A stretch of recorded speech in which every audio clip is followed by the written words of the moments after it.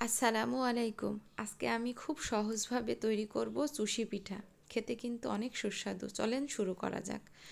এর জন্য প্রথমেই আমি চুলায় পানি বসিয়ে তার মধ্যে সামান্য পরিমাণে লবণ দিয়ে এর মধ্যে 1 কাপ পরিমাণে চালের গুঁড়া দিয়ে ভালো করে সিদ্ধ করে নিব। সিদ্ধ করে খুব ভালো করে মথে নিব। খুব ভালো করে সময় নিয়ে মথে নিতে হবে, না হলে পিঠা ভালো হবে না। এভাবে আমি এবার কেটে নিচ্ছি সব পিঠাগুলো।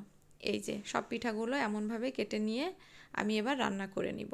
চুলায় একটা হাঁড়ি বসিয়ে তাতে পর্যাপ্ত পরিমাণে দুধ দিয়ে দুধটা ফুটে আসলে পিঠাগুলো দিয়ে দিব। এবার মিষ্টির জন্য আপনারা যে কোনো কিছু দিতে পারেন, চিনি, খেজুরের গুড়, যে কোনো কিছু দিয়ে রান্না করা যাবে। আমি সামান্য একটু লবণ দিয়ে, সামান্য একটু এলাচ গুঁড়ো দিয়ে কিছু সময়ের জন্য রান্না করে নিচ্ছি। আমি আজকে খেজুর গুড় দিয়ে রান্না করব। তাই যতটুকু আমার মিষ্টি প্রয়োজন ততটুকু পরিমাণে খেজুর গুড় দিয়ে নিচ্ছি, দিয়ে কিছু সময় রান্না করে নিব। এটা রান্না করতে খুব বেশি সময় লাগে না, তবে খেতে অনেক মজা লাগে। আর এখানে নারকেল দিলে অনেক মজা হয় খেতে। যত বেশি নারকেল দেওয়া যাবে তত সুস্বাদু হবে। আমি এখানে পরিমাণ মতো নারকেল দিয়ে নিলাম।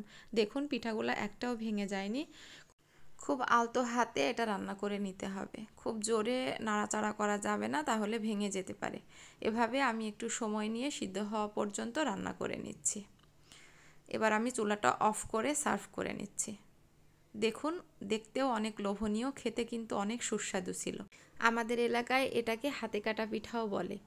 আপনারা চাইলে শীতের সময় তৈরি করে খেতে পারেন। সকালে ঠান্ডা ঠান্ডা খেতে কিন্তু অনেক মজা লাগে। ভালো লাগলে লাইক, কমেন্ট, শেয়ার করতে পারেন।